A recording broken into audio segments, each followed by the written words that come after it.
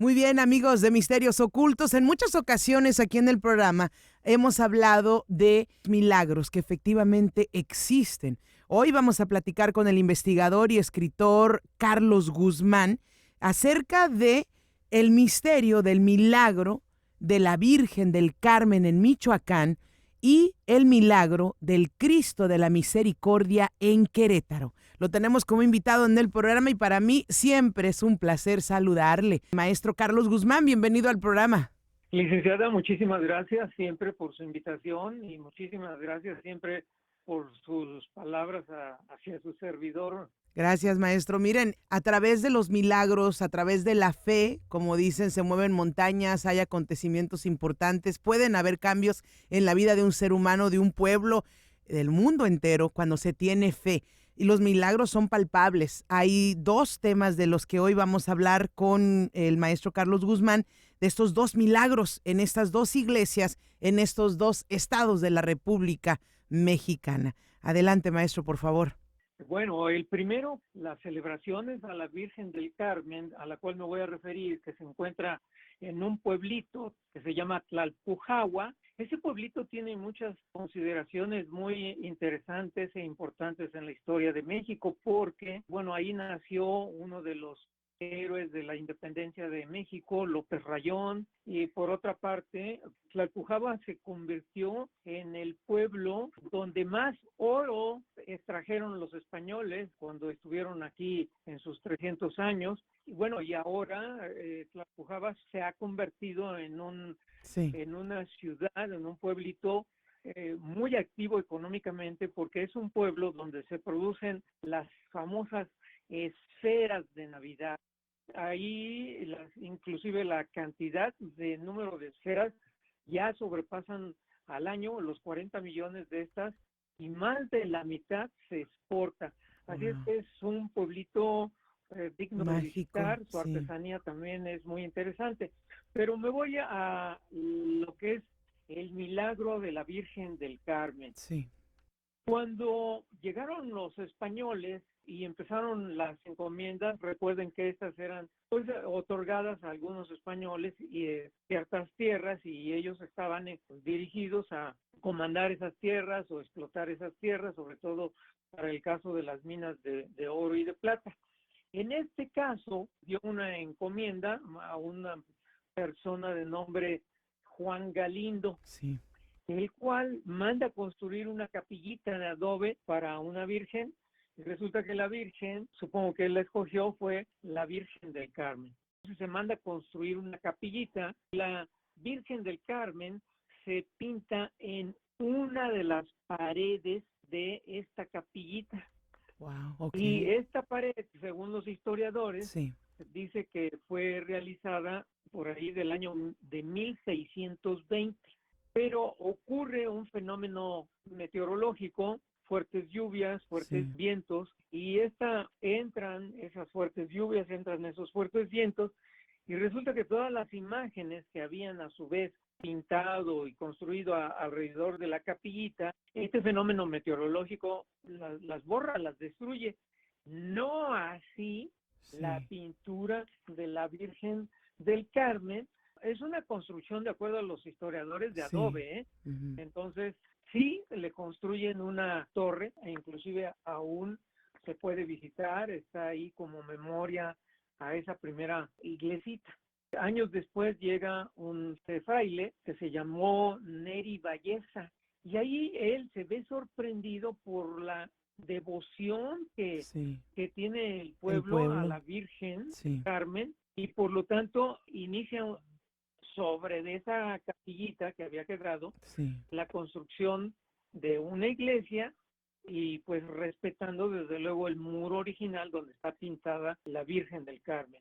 Y resulta que años después, Sí. en 1890, descubren nuevas vetas y se abre una mina que en aquel entonces va a ser muy conocida Sí. y que le llaman la mina de estrellas.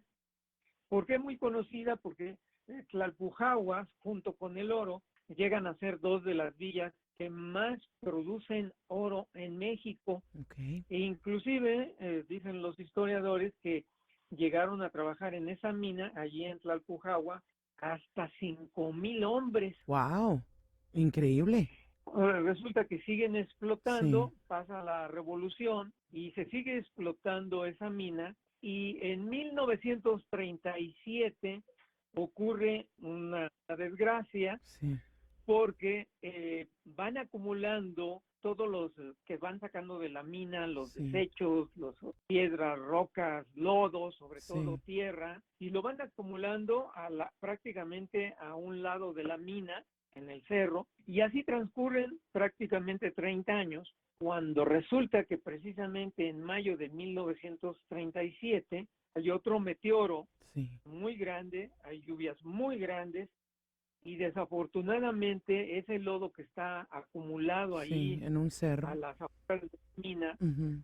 se viene en una luz enorme y deja sepultados algunos barrios de aquel entonces de ese pueblito. El fenómeno es muy fuerte porque mueren más de 300 gentes Qué lástima. ahí Ujú. en esa avalancha de lodo que cae Sí, del cerro y otras tantas más por los desechos de contaminación que había en aquel entonces. Pero pasa el milagro de que la Virgen, la capilla la capilla de prácticamente queda adobe. destruida por Ujú. la luz de lodo. El lodo entra a la capillita y prácticamente la Virgen de los hombros hacia arriba queda intacta, estaba en el altar Ok, wow. y bueno, pues ahí deciden los eclesiásticos de aquel entonces, Sí, del año de 1937, que se traslade la imagen de la Virgen a la iglesia principal. Ya existía en aquel entonces una iglesia principal en el pueblo, pero esta fue erigida en honor a San Pedro y San Pablo, pero pues el pueblo y los eclesiásticos deciden trasladar el pedazo de pared a la iglesia principal, se traslada y desde entonces esta se queda como leyenda de que la Virgen se salvó de esa así es. catástrofe y se Avalancha. puede visitar en la iglesia principal del pueblo. Imagínense qué hermoso, amigos. O sea, sobresale, permanece con la comunidad, con el pueblo, para seguir llevando ese aliento, esa fe, esa esperanza, ese cambio en muchas ocasiones de resignación por perder un ser querido, de una enfermedad, etcétera. El milagro del Cristo de la Misericordia de Querétaro, aunque tenemos muy poco tiempo, maestro, pero me habla un poco de esto.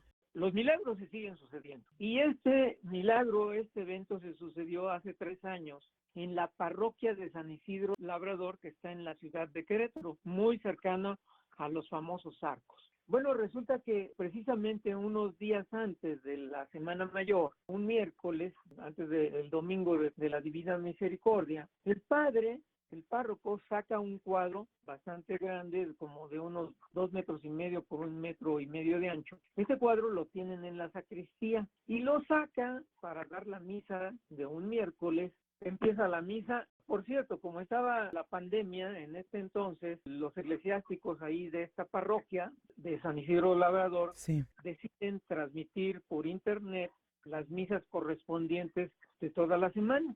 Entonces se transmite por internet y empieza la misa. El cuadro lo bajan de la sacristía, sí, lo colocan en un tripié, en una contraesquina del altar principal de la iglesia. Se inicia la misa, pasa una monja a dar una primera lectura y el fenómeno empieza a ocurrir. Pero el fenómeno, el milagro, se le puede llamar así, no se descubre hasta que se ve el video. ¿Por qué?